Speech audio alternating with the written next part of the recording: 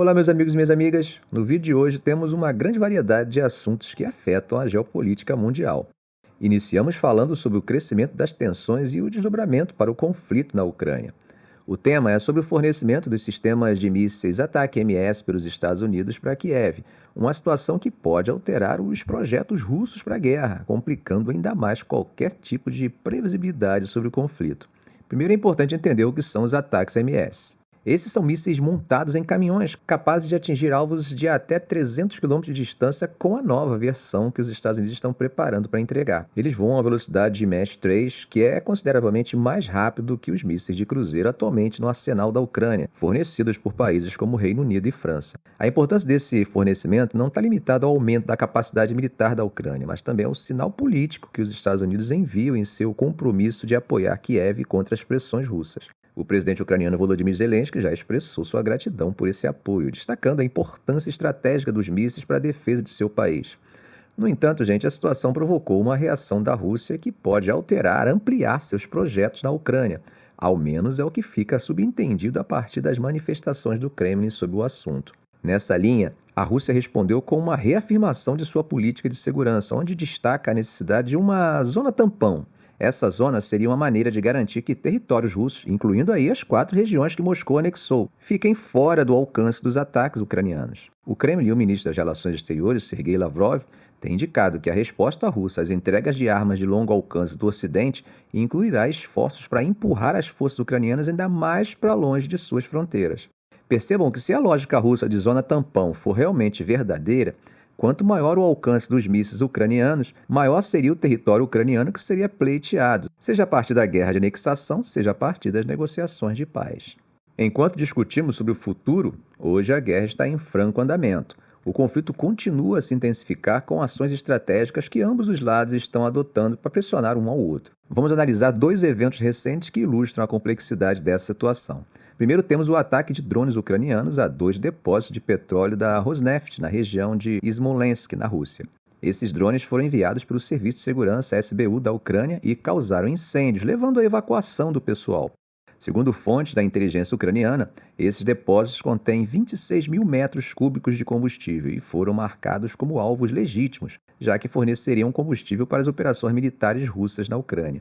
Como temos visto, essa tem sido uma estratégia de Kiev para atingir infraestruturas que suportam diretamente as capacidades militares da Rússia. Ao mesmo tempo, outro drone caiu em um parque industrial de Lipetsk, na Rússia, levando à evacuação de algumas áreas residenciais, embora não tenham sido relatadas vítimas. Esses ataques demonstram a determinação da Ucrânia em estender seu alcance a alvos estratégicos dentro do território russo, apesar dos apelos de alguns aliados para que evitem escaladas que possam provocar retaliações russas ou, para os interesses globais, impactar os preços internacionais do petróleo. Enquanto isso, a Rússia continua suas próprias ofensivas, como demonstrado pelo ataque a Kharkiv, a segunda maior cidade da Ucrânia. Mísseis russos atingiram edifícios residenciais e feriram 6 pessoas, além de causar graves danos a infraestruturas civis.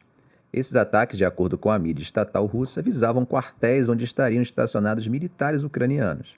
Bom, agora considerando um contexto mais amplo, mas que também inclui a questão da Ucrânia, o Senado dos Estados Unidos aprovou um pacote de ajuda para a Ucrânia, Israel e Taiwan, totalizando 95 bilhões. Esse pacote inclui 60 bilhões para reforçar o arsenal de guerra da Ucrânia. Bom, aqui no final de semana, muito se falou na imprensa sobre a aprovação do pacote de ajuda de 61 bilhões que foi aprovado pelos Estados Unidos. No entanto, ainda faltava a apreciação do Senado.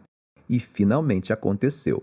A situação era tão esperada pelos ucranianos que o ministro das Relações Exteriores da Ucrânia, Dmytro Kuleba, reagiu com um entusiasmado aleluia à notícia de aprovação final pelo Senado dos Estados Unidos. Kuleba já expressava confiança antes do resultado positivo. Essa confiança, em parte, vinha pelo apoio que era cultivado entre conservadores religiosos nos Estados Unidos. No entanto, ele advertiu que, apesar dessa importante ajuda, os novos suprimentos não mudarão imediatamente a maré no campo de batalha. Ele chamou a atenção para a importância de o Ocidente perceber que a era da paz na Europa acabou e que é fundamental fortalecer a indústria de defesa. Mudando de foco para um assunto relacionado, mas distinto, temos as manobras militares da OTAN que estão programadas para começar em 26 de abril na Finlândia, muito perto da fronteira com a Rússia. Claro que os russos não estão muito satisfeitos com esses exercícios próximos às suas fronteiras. Para Moscou, esses exercícios são provocativos. Maria Zakharova, que é porta-voz do Ministério das Relações Exteriores da Rússia, falou que esses exercícios são vistos como uma tentativa de exercer pressão militar sobre a Federação Russa através de uma demonstração de força. Zakharova também expressou preocupações de que essas manobras aumentem os riscos de incidentes militares. E como sabemos, esse é o tipo de acidente que pode funcionar como estopim para uma escalada sem controle. Bom, gente, vamos atravessar o Mediterrâneo e ver como o Irã está se movimentando em sua política externa. O presidente iraniano Ibrahim Raisi fez uma visita importante ao Sri Lanka, a primeira de um líder iraniano à nação insular em 16 anos.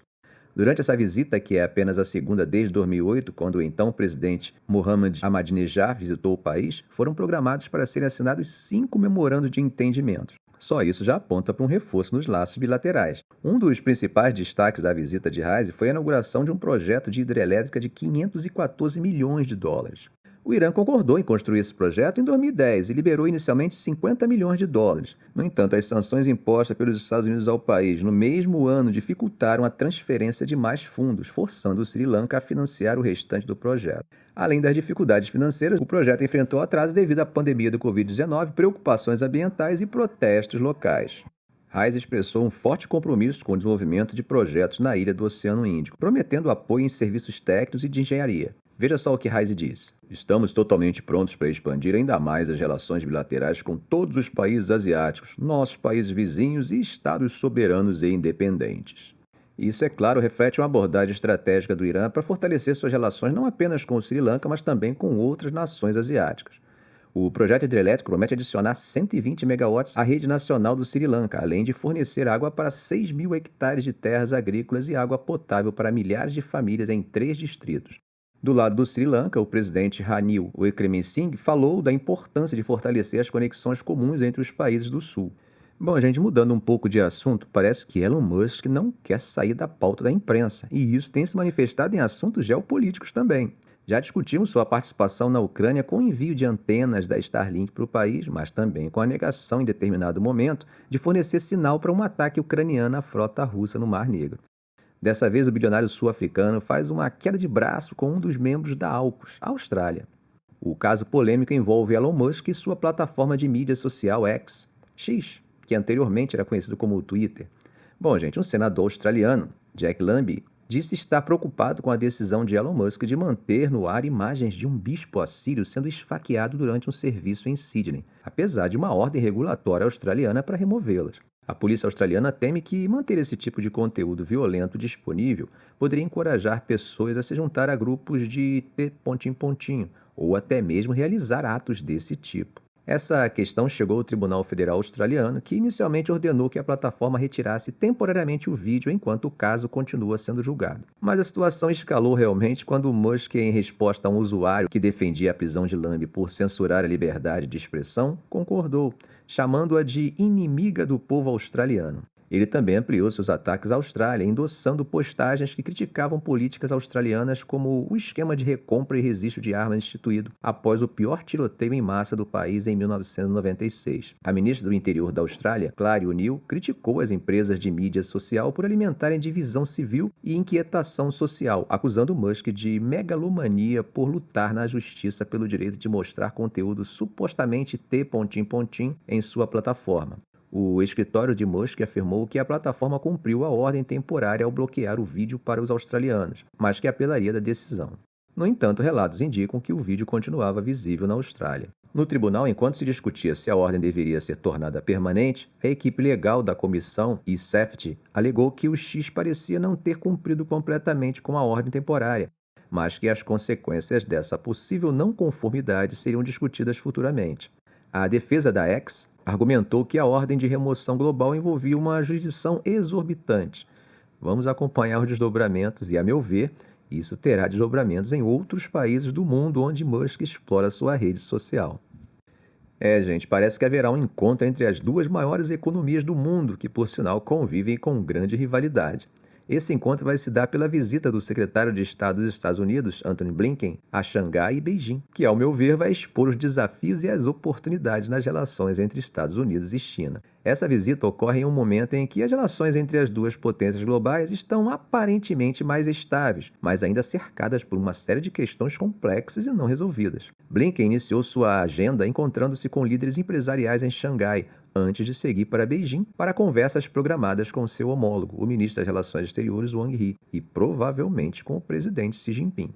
Esses encontros são parte de um esforço para manter as linhas de comunicação abertas, uma estratégia que tenta moderar o relacionamento entre os dois países. No entanto, há questões espinhosas em pauta. Os Estados Unidos e a China têm enfrentado dificuldades em avançar em vários assuntos críticos, como a restrição de fornecimento chinês de produtos químicos usados para a fabricação de fentanil, a situação tensa em Taiwan e o suporte da China à Rússia em sua guerra contra a Ucrânia. Em particular, Washington está pressionando a China para deixar de apoiar a base industrial de defesa da Rússia, em especial o fornecimento de tecnologia de uso dual que tem sido utilizado no esforço de guerra russo. A visita de Blinken também ocorre em um momento politicamente sensível para Taiwan, que está prestes a dar posse a um novo presidente, Lai Ching-te. Lai, assim como seu predecessor, claro, rejeita as reivindicações chinesas sobre a ilha. O Departamento de Estado dos Estados Unidos tem enfatizado a necessidade de restringir ações provocativas que possam elevar as tensões. Outro ponto de atrito entre os dois países é o crescente impulso no Congresso dos Estados Unidos para forçar a venda do aplicativo de mídia social TikTok, de propriedade da empresa chinesa ByteDance, ou enfrentar uma proibição nos Estados Unidos. Isso é um sinal do crescente apetite em Washington para confrontar Pequim em questões econômicas. Além disso, Blinken também deve abordar questões de direitos humanos, incluindo o tratamento da China aos muçulmanos em sua região oeste de Xinjiang. Enquanto isso, outros funcionários dos Estados Unidos, como a secretária do Tesouro Janet Yellen e o secretário de Defesa Lloyd Austin, também têm se engajado com seus homólogos chineses numa tentativa de gerenciar responsavelmente a competição entre as duas potências. Apesar das tensões, há a tentativa de encontrar terreno comum em questões como o conflito no Oriente Médio. Após um suposto ataque israelense a uma instalação consular iraniana em Damasco, Blinken falou com Wang, bem como com representantes de outros países com laços com o Irã, demonstrando que, nesse tema, a escalada não é do interesse de ninguém. Ficamos por aqui. Se esse vídeo foi útil para você, faça um comentário, compartilhe em suas redes sociais, dê um like. E é claro, se ainda não for inscrito, inscreva-se no canal e ative o sininho. Ok, gente? Um grande abraço do professor Arão Alves.